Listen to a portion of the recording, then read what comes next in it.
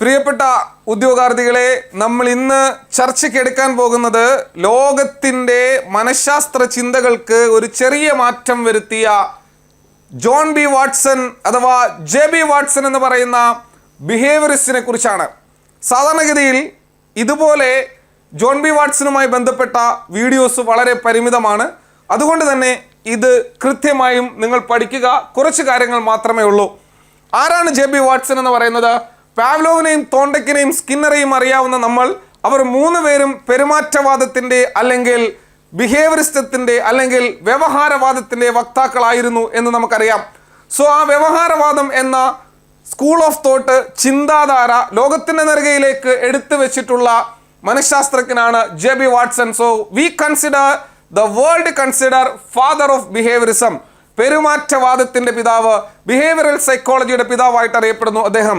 1913 Columbia സർവകലാശാലയിൽ psychology as a behaviourist view it, ഒന്നുകൂടെ പറയുന്നു, psychology as a behaviourist view it എന്ന പ്രഭാഷണം നടത്തിക്കൊണ്ടാണ് അദ്ദേഹം പെരുമാറ്റവാദത്തിന്റെ ഔദ്യോഗികമായി അവതരിപ്പിച്ചത്. സോ പെരുമാറ്റവാദം മുന്നോട്ട് വെച്ച അല്ലെങ്കിൽ വ്യവഹാരവാദം മുന്നോട്ട് വെച്ച ആര് എന്ന് ചോദിച്ചത്, വ്യവഹാരവാദം മുന്നോട്ട് വെച്ചത് ആര് എന്ന് ചോദിച്ചു കഴിഞ്ഞാൽ അതിൽ നിസ്സംശയം നമുക്ക് പറയാം ജെ.ബി. വാട്സൺ ആണ്. സോ ജെ.ബി. വാട്സൺ നടത്തിയ പരീക്ഷണമാണ് ലിറ്റിൽ ആൽബർട്ട് എക്സ്പെരിമെന്റ് അഥവാ ലിറ്റിൽ ആൽബർട്ട് പരീക്ഷണം എന്ന് പറയുന്നത്. സോ ഇവിടെ നോക്കുക, അദ്ദേഹം 1920 ഒരു ബിരുദ വിദ്യാർത്ഥിനിയായിട്ടുള്ള റോസലി റൈനറുമായി ചേർന്നാണ് ലിറ്റിൽ ആൽബർട്ട് എക്സ്പെരിമെന്റ് എന്ന് പറയുന്ന പ്രശസ്തമായ ഒരു പരീക്ഷണം നടത്തിയത്. പരീക്ഷണം എന്താണ് എന്ന് ഞാൻ പറയാം. 1920 റോസ്ലി റൈനറുമായി ചേർന്ന് നടത്തിയ ഈ പ്രശസ്തമായ പരീക്ഷണത്തിലൂടെ കുട്ടികളിൽ ഭയം പോലെയുള്ള വികാരങ്ങൾ കൃത്രിമമായി ഉണ്ടാക്കിയെടുക്കാൻ സാധ്യമാക്കും എന്ന് പറഞ്ഞു. സോ ഭയം എന്ന് പറയുന്ന ഒരു വികാരം കൃത്യമായി ഉണ്ടാക്കിയെടുക്കാൻ കഴിയും എന്ന് പറഞ്ഞ, കണ്ടീഷൻ ചെയ്ത് കഴിയും എന്ന് പറഞ്ഞ ഒരു മനഃശാസ്ത്രജ്ഞനാണ് ആരെന്ന് പറയുന്നത് ജെ.ബി. വാട്സൺ എന്ന് പറയുന്നത്. സോ അദ്ദേഹത്തിന്റെ എക്സ്പെരിമെന്റിന് വേണ്ടി അദ്ദേഹം ഉപയോഗിച്ചിരുന്ന 2 ജീവികളാണ് വെള്ള എലി, മുയൽ എന്നിവ. ദാ ഇവിടെ നോക്കുക, ലിറ്റിൽ ആൽബർട്ട് എന്ന് പറയുന്ന 9 വയസ്സുകാരനായിട്ടുള്ള ഒരു കുട്ടി, 9 വയസ്സ് മാത്രം പ്രായമുള്ള ഒരു കുട്ടി. ആ കുട്ടിയുടെ മുമ്പിലേക്ക് വെളുത്ത എലിയെ പ്രസന്റ് ചെയ്തിട്ട് കുട്ടിയുടെ പുറകു ഭാഗത്ത് ഒരു സ്റ്റീലിനകത്ത് ഒരു ചുറ്റിക കൊണ്ടടിക്കും. അപ്പം ഈ 9 മാസം പ്രായമുള്ള ഈ കുഞ്ഞ വെളുത്ത എലിയെ കാണുന്ന സമയത്താണ് പിറകിൽ ചുറ്റിക കൊണ്ടടിക്കുന്നത്. സ്വാഭാവികമായിട്ടും പിന്നീട് ആ കുട്ടി വെളുത്ത ഏത് സാധനത്തെ കണ്ടപ്പോഴും ഭയപ്പെടാൻ, കരയാൻ തുടങ്ങി. ഈ കാലഘട്ടത്തിലൊന്നും ആ പരീക്ഷണം നടക്കത്തില്ല. ഇത് കേട്ടപ്പം തന്നെ നിങ്ങൾക്ക് പേടിയായി. 9 മാസം പ്രായമുള്ള കുഞ്ഞ്, ഒന്ന് ചിന്തിച്ചു നോക്കേ. ഇത് കർശനമായി നിരോധിച്ചു പിന്നീട് ഈ പരീക്ഷണം. സോ അതുകൊണ്ട് ജെ.ബി. വാട്സൺ എന്ന് പറയുന്ന വ്യവഹാരവാദിയുടെ പരീക്ഷണം, ലിറ്റിൽ ആൽബർട്ട് എന്ന് പറയുന്ന 9 വയസ്സ് മാത്രം പ്രായമുള്ള ഒരു കുഞ്ഞിനെ ഒരു എലിയെ കാണിക്കുന്നു. ഓരോ തവണ കാണിക്കുമ്പോഴും ഒരു ഷീറ്റിൽ, ഒരു നല്ല തകരത്തിൽ ഒരു ചുറ്റിക വെച്ച് അടിക്കുന്ന ശബ്ദം പുറകിൽ നിന്ന് കേൾപ്പിച്ചു. സ്വാഭാവികമായും ആ കുട്ടിക്ക് വെളുത്ത നിറം കാണുമ്പോഴത്തേക്ക് എന്തുണ്ടായി? ഭയമുണ്ടായി. ആ ഭയം കണ്ടീഷൻ ചെയ്തു. പിന്നീട് വെളുത്ത മുയലിനെ കാണുമ്പോഴും ഭയമുണ്ടായി. സ്വാഭാവികമായും അത് സാമാന്യവൽക്കരിക്കപ്പെട്ടു, ജനറലൈസേഷൻ ചെയ്യപ്പെട്ടു. ഇവിടെ നോക്കുക, പരീക്ഷണ ജീവികൾ വെള്ള എലി, മുയൽ. ജെ.ബി. വാട്സന്റെ അഭിപ്രായം പറയുകയാണ്. ജെ.ബി. വാട്സന്റെ അഭിപ്രായത്തിൽ ശാസ്ത്രീയ മനഃശാസ്ത്രത്തിന്റെ ഏറ്റവും പ്രാഥമിക വശം എന്ന് പറയുന്നത് നിരീക്ഷിക്കാവുന്നതും അളക്കാവുന്നതുമായിട്ടുള്ള പെരുമാറ്റം.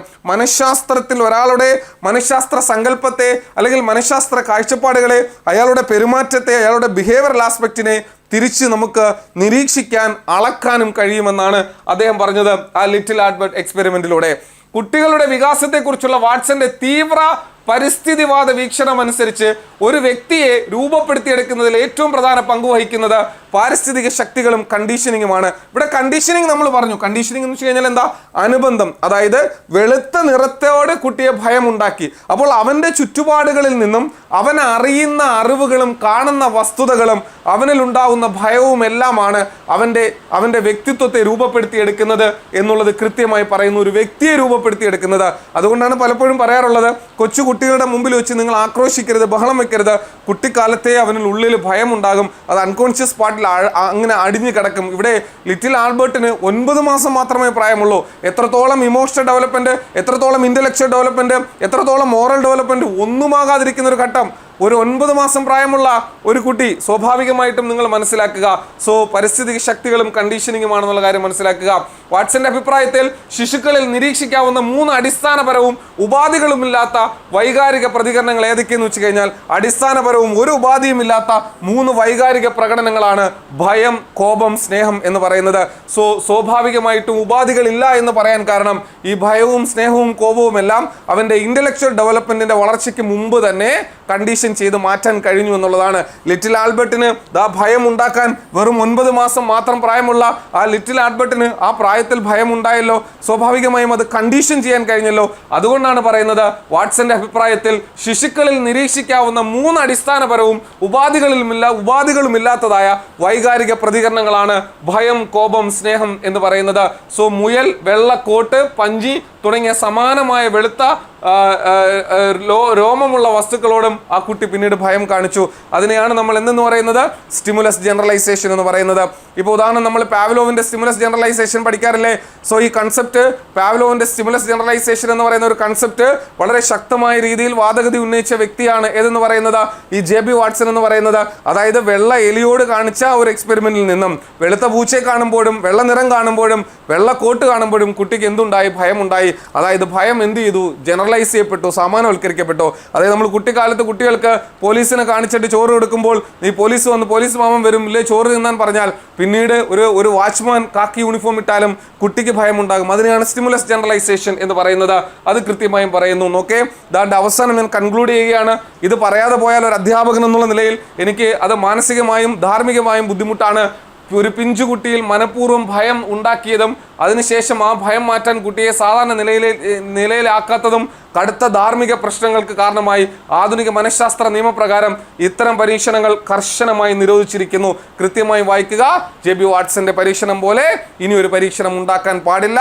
അത് നിയമപരമായും ധാർമ്മികപരമായും എല്ലാം കൊണ്ടും തെറ്റാണ്. സോ ഇവിടെ അവസാനിക്കുന്നു ജെ.ബി. വാട്സൺ.